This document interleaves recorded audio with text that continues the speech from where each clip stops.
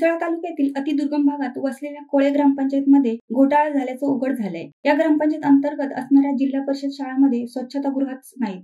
शाळेत मुलांसाठी पंखा सुद्धा नाही। शाळेतील मुलं पाण्याची टाकीतले दूषित पाणी पितात। त्यांच्या हक्काचे वॉटर फिल्टर गेल्या 5 वर्षापासून ग्रामपंचायतमध्ये पडून आहे। या शाळेला बराच निधी आला असताना देखील येथील विद्यार्थ्यांना या सुखसोयींपासून वंचित राहावं लागत आहे। 2018 मध्ये कोळे ग्रामपंचायतीचे तत्कालीन सरपंच यांना घोटाळा प्रकरणी जिल्हाधिकारी अलिबाग व कोकण आयुक्तांनी अपात्र ठरवले होते। तरी देखील पुढेही या व्यक्तीला निवडणूक लढवून उपसरपंच कसे करण्यात आले असा आक्षेप सामाजिक कार्यकर्त्या वृषाली जाधव यांनी उपस्थित केला आहे। त्यामुळे अशा व्यक्तीची पुन्हा सखोल चौकशी करण्यात यावी असा पवित्रा वृषाली जाधव यांनी घेतला आहे। नमस्कार, मी वृषाली जाधव। आज आपण कोळे गावात आहोत आणि माझ्यासमोर कोळे गावाचे ग्रामस्थ आहेत। विषय आहे ग्रामपंचायतचा घोटाळा। 2019 मध्ये या शाळेचा स्वच्छतागृह उडालेला होता। त्या 2019 ते 2025 पर्यंत अवस्था तशीच आहे। आज मुलांना खाली जंगलामध्ये शौचालय वगैरे ह्याच्यासाठी जावं लागतं। शाळेची अवस्था सुद्धा दैनंदिन आहे। बेसिक गोष्ट जसं फॅन, डेस्कटॉप किंवा कबर्ड काही शाळेमध्ये सोय नाही आहे। आज मुलांना खाली जाऊन जंगलात जाणं हा त्यांच्या जीवाशी येऊ शकतं, कारण की वन्य प्राणी आहेत, जसे साप आहे, विंचू आहे। शाळेचा आजपर्यंत 5 वर्षाचा 4 लाख रुपये खर्च या शाळेवर केलेला आहे। त्याप्रमाणे या शाळेवर खर्च झाल्याप्रमाणे तिथं स्थिती दिसत नाहीये। तसेच अंगणवाडीचा सुद्धा 1 लाख रुपये खर्च झालेला आहे।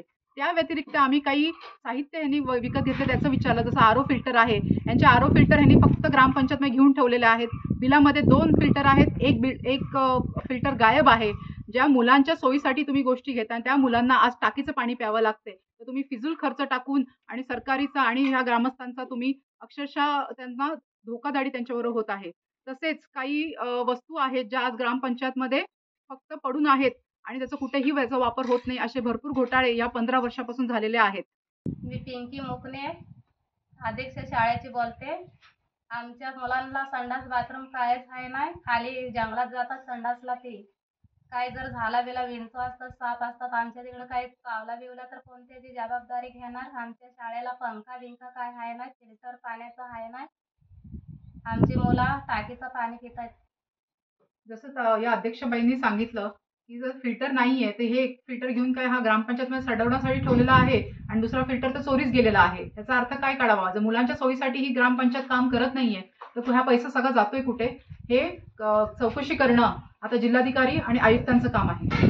मागील ग्रामसभेला आपण एक विषय दिला होता परशुराम पाटील प्रशासकीय अधिकाऱ्यांना की अमोल पेंढारी यांना अपात्र गेलं होतं, त्याचा खुलासा करणे। त्यांनी आम्हाला हे लेखी पत्र दिलं हे सांगून की हा या ग्रामसभेचा ग्रामपंचायतीचा विषय नाहीये। जर हा ग्रामपंचायतीचा विषय नाहीये तर त्यांच्याच कॅशबुक मध्ये ही एंट्री आहे ज्याच्यामध्ये त्याला खाली कमी केले गेलं आहे या सरपंचला, आणि त्याचं कारण आणि काय आहे ते जिल्हाधिकाऱ्यांची त्याच्यावर एंट्री पण आहे।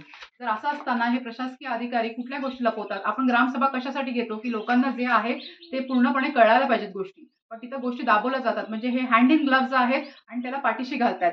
तसंच हे जे आता अमोल पेंढारी आहेत ते 15 वर्ष सुरुवातीला ते सदस्य राहिले, नंतर सरपंच राहिले, नंतर उपसरपंच राहिले। एवढ्या वर्षात पंचकृषीचा काय विकास झाला आहे? आणि तसेच या अमोल पेंढारी फक्त यांनी स्वतःचा वैयक्तिक विकास केला आहे। मुंबईत फ्लॅट, दुकाने, इथं गावात बंगले, पोल्ट्री फार्म या सर्वांची चौकशी झाली पाहिजे, अन्यथा आम्हाला मुख्यमंत्र्यांच्या इथं जाऊन आंदोलन करण्याची वेळ यायला। धन्यवाद।